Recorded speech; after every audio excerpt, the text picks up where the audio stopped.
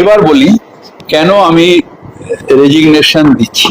তার কারণ হলো ফিরহাদ হাকিম কেউ না, আমি নিজে যখন মেয়র ছিলাম দাপুটের সাথে চালিয়েছি, নিজেই পৌরমন্ত্রী, নিজেই মেয়র।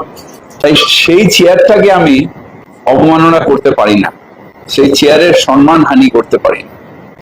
চেয়ার ধরে বসে রইলাম, হাল নেই তলোয়ার নেই নিধিরাম সর্দার, তাদের প্রতি অসম্মান। তাই আমি ঠিক করেছি যে আমি আজকে রেজিগনেশন দিচ্ছি এবং শুভেচ্ছা জানাই আগামী দিনে যারা দায়িত্ব নেবে, যারা পৌরসভা চালাবে, হয়তো আমার থেকেও ভালোভাবে চালাবে। নতুন সরকারের কাছে, মুখ্যমন্ত্রীর কাছেও আমার আবেদন মানুষের প্রত্যাশা পূরণ করা। তাই শুভেচ্ছা দিয়ে আমি এই চেয়ার আজকে খালি করে দিলাম। দলের তরফ থেকে আমি পারমিশন চেয়েছিলাম আমাদের নেত্রীর কাছে, এখন চেয়ারে অমর্যাদা হচ্ছে। উনি আমাকে বললেন ঠিক আছে, বেরোনোর আগে আমি মাথা থেকে নমস্কার করে বেরোবো। তারা যেভাবে কাজটা করেছিলেন হয়তো সেই মর্যাদা সেই চেয়ারে আমি এখন রাখতে পারছিলাম। যখন আমি একা একা থাকতাম, রাত্রিবেলা যখন তাকাতাম তখন আমার গায়ে কাঁটা দিত। সেই চেয়ারটার আজ আমার মনে হচ্ছে যে মর্যাদা আমি রাখতে পারছি। অবশেষে জল্পনাই সত্যি হলো। ঐতিহ্যবাহী কলকাতা পুরসভার মেয়র পদ থেকে ইস্তফা দিলেন রাজ্যের প্রাক্তন মন্ত্রী তৃণমূল বিধায়ক ফিরহাদ হাকিম। কলকাতার মহানাগরিক অর্থাৎ মেয়র হিসাবে এদিনই তিনি শেষবারের জন্য পুরসভায় এসেছিলেন এবং সেখানে তিনি সাংবাদিক বৈঠক করেন। মেয়র পদ থেকে তার ইস্তফার কথা অফিসিয়ালি ঘোষণা করেন এবং ঠিক কোন কোন কারণের জন্য তিনি মেয়র পদ থেকে ইস্তফা দিলেন। কারণ এখনো তৃণমূল কংগ্রেস পরিচালিত কলকাতা পুর বোর্ডের মেয়াদ রয়েছে প্রায় 6 মাস। ডিসেম্বর মাসে ভোট, তার আগে পর্যন্ত তিনি কিন্তু মেয়র পদে থাকতে পারতেন। কিন্তু তিনি কেন ইস্তফা দিলেন সেটা কিন্তু সবিস্তারে ব্যাখ্যা দিয়েছেন। তিনি নিজেকে নিধিরাম সর্দার মনে করছেন। আমি ফিরহাদ হাকিমের পুরো বক্তব্যটাই আপনাদের শোনাবো, তাহলে স্পষ্ট হয়ে যাবে ঠিক কী কারণে ফিরহাদ হাকিম মেয়াদ উত্তীর্ণ হওয়ার 6 মাস আগেই কলকাতা পুরসভার পদ থেকে ইস্তফা দিলেন। দেখুন, রাজ্যের রাজনৈতিক পালাবদল তো একটা অবশ্যই বড় কারণ, এর বাইরেও আরও কিছু কারণ আছে, তিনি সেটা ব্যাখ্যা করেছেন বা জানিয়েছেন। গতকাল আমরা দেখেছিলাম কলকাতা পার্শ্ববর্তী বিধাননগর পুরসভার মেয়র পদ থেকে ইস্তফা দিয়েছিলেন কৃষ্ণা চক্রবর্তী এবং একজন মেয়র ইস্তফা দেয়া মানে বুঝতেই পারছেন কার্যত তৃণমূলের হাতছাড়া হয়ে গিয়েছিল বিধাননগর পুরসভা। আর আজ জল্পনা সত্যি করে 144 আসন বিশিষ্ট ঐতিহ্যবাহী কলকাতা পুরসভা, যে পুরসভার মেয়রের চেয়ার একটা সময় অলঙ্কিত করেছিলেন নেতাজি সুভাষচন্দ্র বসু, সেই চেয়ারেই কিন্তু বসেছিলেন ফিরহাদ হাকিম। অবশেষে তিনি কলকাতা পুরসভার মেয়র পদ থেকে ইস্তফা দিলেন এবং সেই সঙ্গে কার্যত বলা যায় কলকাতার রাজপাট শেষ হয়ে গেল তৃণমূল কংগ্রেসের। দর্শক বন্ধুরা, আপনারা শুনুন, সদ্য প্রাক্তন হওয়া মেয়র ফিরহাদ হাকিম তিনি নিজেকে নিধিরাম সর্দার বললেন কলকাতা পুরসভার মেয়র পদ থেকে ইস্তফা দেওয়ার আগে। আর কি কি যুক্তি তিনি দিলেন, কেন তিনি মেয়র পদ ছাড়লেন, তার মুখ থেকেই শুনে নিন। 18 সাল থেকে নিয়ে 21 সাল, 21 সালে নির্বাচনে আবার মানুষ আমাদের সমর্থন করলেন এবং সেই থেকে নিয়ে আজ পর্যন্ত রয়েছে। সব থেকে বড় চ্যালেঞ্জ এসেছিল কোভিড। সেই কোভিড কালে কলকাতা কর্পোরেশনের যে মানুষের প্রতি কমিটমেন্ট এবং তাতে কোয়ারেন্টাইন সেন্টার তৈরি করা, মানুষকে দৈনন্দিন জিনিস দেওয়া, কলকাতাকে পরিষ্কার রাখা, সেই সময় দাঁড়িয়ে আমাদের কর্মচারীরা সেই সব জঞ্জাল পরিষ্কার করা। কলকাতায় ভ্যাকসিন এলো কিন্তু ভ্যাকসিনের ট্রায়ালটা হচ্ছিল না। আমাকে যখন অ্যাপ্রোচ করলো আমি বললাম আমি মহানাগরিক হিসেবে এটা আমার দায়িত্ব, কলকাতার মানুষকে যদি করোনা মুক্ত রাখা যায় তার জন্য যদি আমার প্রাণ যায় যাক। আমি নিজের দেহে সেই ট্রায়ালটা নিয়েছিলাম। এরকম প্রচুর চ্যালেঞ্জ ছিল যেগুলো আমি মেয়র কালে চেষ্টা করেছি টক টু মেয়র, কলকাতার মানুষের সরাসরি সমস্যা শোনা এবং সেটাকে সমাধান করা। এই উদ্যোগটাও আমরা নিয়েছি। নেতাজি যে স্বপ্নটা দেখেছিলেন কণ্ঠনিয়াতে আর জল জমবে না, আমিও এখানে থাকবো না, কিন্তু আমার হৃদয়ের শ্রদ্ধা নেতাজির প্রতি থাকবে এবং সেটাই হবে। এবার বলি কেন আমি রেজিগনেশন দিচ্ছি। তার কারণ হলো ফিরহাদ হাকিম কেউ না, কিন্তু যে চেয়ারটায় আমাদের সেই সব প্রাতঃস্মরণীয় ব্যক্তিরা বসেছিলেন সেই চেয়ারটার একটা আলাদা সম্মান আছে। আমি নিজে যখন মেয়র ছিলাম দাপুটের সাথে চালিয়েছি, নিজেই পৌরমন্ত্রী, নিজেই মেয়র। এখানে যেটা স্যাংশন, সেটাই ওখানে পৌর থেকে স্যাংশন করে নিয়ে এসে কাজ করা, এখন সেটা সম্ভব হচ্ছে না। তাই সেই চেয়ারটাকে আমি অবমাননা করতে পারি না, সেই চেয়ারের সম্মান হানি করতে পারি না। চেয়ার ধরে বসে রইলাম, হাল নেই তলোয়ার নেই নিধিরাম সর্দার, সেই মানুষগুলো যারা হয়তো আমার থেকেও বেশি দাপুটে ওই মেয়রের চেয়ার চালিয়ে গেছেন, তাদের প্রতি অসম্মান। তাই আমি ঠিক করেছি যে আমি আজকে রেজিগনেশন দিচ্ছি এবং শুভেচ্ছা জানাই আগামী দিনে যারা দায়িত্ব নেবে, যারা পৌরসভা চালাবে, হয়তো আমার থেকেও ভালোভাবে চালাবে। অনেকে ক্রিটিসাইজ করবেন, অনেকে অনেক কিছু বলবেন, কিন্তু স্বচ্ছভাবে পৌরসভা চালানো এবং মানুষের প্রত্যাশা পূরণ করা, এটাই কাজ।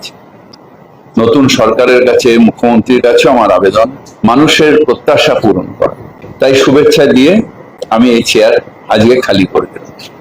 ধন্যবাদ। দলের তরফ থেকে আমি পারমিশন চেয়েছিলাম আমাদের নেত্রীর কাছে। আমি বলেছি আমি সসম্মানে চলে যেতে চাই, তার কারণ এই চেয়ারে বসে যে কাজটা আমি করেছি এখন চেয়ারে অমর্যাদা হচ্ছে।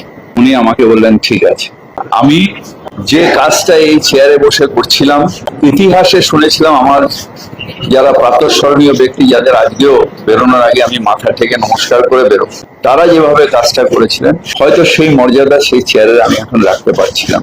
আমার যারা প্রাতঃস্মরণীয়, যে চেয়ারে বসতে পারবো আমি জীবনে কোনোদিন ভাবিনি। সেই ছবিগুলো যখন আমি একা একা থাকতাম, রাত্রিবেলা যখন তাকাতাম, তখন আমার গায়ে কাঁটা দিত। এবং আমি অভ্যস্ত হয়ে গেছিলাম, যেহেতু পৌরমন্ত্রীও ছিলাম, অভ্যস্ত হয়ে গেছিলাম যে সেই দাপটের সাথেই চালানো। সেই চেয়ারটার আজ আমার মনে হচ্ছে যে মর্যাদা আমি রাখতে পারছি, আমার কেউ প্রেশার নেই, কিছু নেই। দর্শক বন্ধুরা, আপনারা শুনলেন সদ্য প্রাক্তন হওয়া অর্থাৎ মেয়রের পদ থেকে পদত্যাগ করা সদ্য প্রাক্তন কলকাতার মতো ঐতিহ্যবাহী পুরসভার মেয়র মহানগরিক ফিরহাদ হাকিম। তিনি তার মতো ব্যাখ্যা করলেন। তিনি বেশ কতগুলি পয়েন্ট তুলে ধরেছেন, যার মধ্যে খুব ইন্টারেস্টিং হলো কোড অ্যান্ড কোড ঢাল নেই তরোয়াল নেই নিধিরাম সর্দার। অর্থাৎ রাজ্যের রাজনৈতিক পালাবদলের পর যে রাজনৈতিক সিচুয়েশনটা এখন তৈরি হয়েছে, সেটা তার পক্ষে কাজ করা সম্ভব নয় বলেই তিনি মনে করছেন। তার মনে হচ্ছে নেতাজি যে চেয়ার অলঙ্কৃত করতেন, রথী মহারথীরা একটা সময় এই কলকাতা পুরসভার মেয়রের পদে যারা বসেছিলেন, তিনি বারবার বলছেন আমি একটা সময় পুরমন্ত্রী ছিলাম এবং সেই সঙ্গে আমি মেয়রও ছিলাম, ফলে আমার পক্ষে দাপটের সঙ্গে কাজ করা খুব সুবিধা হতো। এখন সেই স্পেসটা তিনি পাচ্ছেন না। তাকে মেয়রের পদ থেকে কেউ চলে যেতে বলছে না, অফিসিয়ালি কেউ তাকে চলে যেতে বলছে না। সেটাও তিনি শেষে বললেন যে আমার প্রতি কোনো চাপ নেই, কিন্তু তার সঙ্গে তিনি এটাও বললেন যা পরিস্থিতি, এই চেয়ারে বসে আমি আর কাজ করতে পারছি না, আমার পক্ষে সেই দাপটের সঙ্গে, দাপট কথাটা উচ্চারণ করলেন, কাজ করা সম্ভব হচ্ছে না, কারণ তিনি নিধিরাম সর্দার। এই অর্থেই নিধিরাম সর্দার শব্দটি ফিরহাদ হাকিম সম্ভবত উচ্চারণ করেছেন, কারণ তার মনে হচ্ছে তিনি এখন নামেই মেয়র, পদেই মেয়র, কিন্তু তিনি কাজ করতে পারছেন না। অর্থাৎ যুদ্ধের ময়দানে গিয়ে তার কাছে ঢাল তরোয়াল নেই, তিনি যুদ্ধটা করবেন কি করে? কারণ এর আগে বেশ কয়েকটি ঘটনায় ফিরহাদ হাকিম কিন্তু উষ্মা প্রকাশ করেছিলেন। যেমন অভিষেক বন্দ্যোপাধ্যায়ের বাড়িতে পৌরসভার তরফ থেকে যে নোটিশ, অনেকেই মনে করছিলেন, তৃণমূলেরই অনেকে মনে করছিলেন সেটা ফিরহাদ হাকিম জানতেন, কিন্তু ফিরহাদ হাকিম একদিন ক্লিয়ার করে দিয়েছিলেন সেটা তাকে না জানিয়েই দেওয়া হয়েছিল। এর বাইরে এই যে বিভিন্ন ইললিগাল কনস্ট্রাকশন থেকে শুরু করে, শহরের বুকে বুলডোজার থেকে শুরু করে, বেআইনি হকার উচ্ছেদ থেকে শুরু করে যা যা ঘটনা ঘটেছে, তার কোনোটাই মেয়র জানেন না। এবং পুরসভার অধিবেশনও তো একটা সময় বন্ধ হয়ে গিয়েছিল, ফলে পুরসভায় যে কাউন্সিলর্স ক্লাব, সেখানে গিয়ে কিন্তু তারা বৈঠক করেছিলেন। এরপর বিষয়টি আদালত পর্যন্ত গড়ায় এবং আদালত পুরো চেয়ারম্যান মালা রায়কে আগামী দিন ফের পুরসভার অধিবেশন বসাতে বলেন। কিন্তু তার আগেই ফিরহাদ হাকিম কিন্তু তার মেয়র পদ থেকে ইস্তফা দিয়ে দিলেন। কারণ আমরা যেটা শুনতে পাচ্ছিলাম বা জানতে পারছিলাম, বা ফিরহাদ হাকিমের তরফ থেকেও একটা ইঙ্গিত দেওয়া হয়েছিল, পুরো কমিশনার বা পুরো সচিব তারা কিন্তু সহযোগিতা করছেন না, কারণ তারা নাকি স্পষ্ট জানিয়ে দিয়েছেন তারা রাজ্য সরকার এবং এমএলএদের সঙ্গে সমন্বয় রেখে কাজ করবেন। এবারে ভেবে দেখুন, আমি বারবার এর আগেরও কয়েকটি প্রতিবেদনে বলেছি, সামনেই বর্ষা, আর বর্ষা মানেই কলকাতা শহরের জন্য কিন্তু চোখ রাঙানি। সেই জায়গা থেকে ফিরহাদ হাকিম দেখলেন আমি মেয়র পদে বসে থাকবো আর বর্ষাকালে জল জমবে, সমস্যা হবে, আমি কিছুই করতে পারবো না, তার থেকে বাবা চেয়ারটা ছেড়ে দেওয়াই ভালো। তাই নেতাজি সুভাষচন্দ্র বসুর মতো মনীষী যে চেয়ারকে অলঙ্কিত করতেন, সেই চেয়ার আঁকলে রাখা মানে সেই চেয়ারকে কার্যত অসম্মান করা, সেই চেয়ারের গরিমাকে খর্ব করা, এবং সিদ্ধান্ত তিনি নিয়েছেন। তিনি আরও জানালেন তিনি দলনেত্রী মমতা বন্দ্যোপাধ্যায়ের কাছে বলেছিলেন তিনি একটা সম্মানজনক প্রস্থান চান, এবং দলনেত্রী তার বিষয়টি অনুভব করেছেন এবং তাকে বলেছেন আচ্ছা মেয়রের পদ ছেড়ে দাও। এবং একইভাবে কৃষ্ণা চক্রবর্তীও গতকাল আপনারা দেখেছেন বিধাননগর পুরসভার মেয়রের চেয়ার কিন্তু ছেড়ে দিয়েছেন। এর বাইরে আবেগঘন হয়ে ফিরহাদ হাকিম, ববি হাকিম তিনি তুলে ধরলেন এই 5 বছর আর আগের 2 বছর প্রায় 7 বছর মেয়র থাকাকালীন তিনি কি করেছিলেন। তার কাছে সবচেয়ে বড় চ্যালেঞ্জ ছিল সেই করোনা পিরিয়ড, এবং যখন টেস্ট হচ্ছিল, ভ্যাকসিন টেস্ট কেউ যখন নিচ্ছিল না, তখন তিনি কিন্তু মহানাগরিক হিসেবে তার মনে হয়েছে কলকাতার মানুষকে বাঁচানোর জন্য তিনি তার শরীরে সেই ভ্যাকসিনের যে টেস্ট হয়েছিল সেটা তিনি করেছিলেন। এরপর আমফানের সময় কলকাতাকে 2-1 দিনের মধ্যেই তিনি কিন্তু সচল করে দিয়েছিলেন, সে কথাও বললেন। এর পাশাপাশি আরও অনেক কাজের ফিরিস্তি ফিরহাদ হাকিম দিলেন। তার ইস্তফা দেওয়ার কারণ নিয়ে বিভিন্ন জায়গায় যে স্পেকুলেশন চলছিল, যে জল্পনা চলছিল, যে গুজব চলছিল, সেই জল্পনায় তিনি ইতি টানলেন এবং তিনি স্পষ্টতই জানালেন, বারবার একটা কথা তিনি তুলে ধরলেন যে দাপটের সঙ্গে তিনি মেয়র হিসেবে কাজ করতে পারছিলেন না। আসলে তিনি মেয়রের চেয়ারে বসছিলেন বটে, কিন্তু তিনি এই মুহূর্তে রাজ্যে রাজনৈতিক পালাবদলের পর নিধিরাম সর্দার হয়ে গিয়েছিলেন। তাই খামোখা কলকাতা পুরসভার ঐতিহ্যশালী মেয়রের পদকে তিনি আর আগলে রাখতে চান না।